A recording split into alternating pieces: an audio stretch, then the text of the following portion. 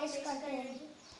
हाथ उठाए सर को झुकाए, तेरे करम की आस लगाए, हम आए तेरे दर पर, हम पे खुदाया एक नजर कर, रहमत से दिन पे हमारे, हम जीते तेरे सहारे, नाम पे तेरे जान फिदा हो, कोई न दिल में तेरे सिवा हो, सीधी राह दिखा दे हमको, नेक इंसान बना दे हमको, राहत दे दे, इज्जत दे दे, इल्म हुनर की दौलत दे दे।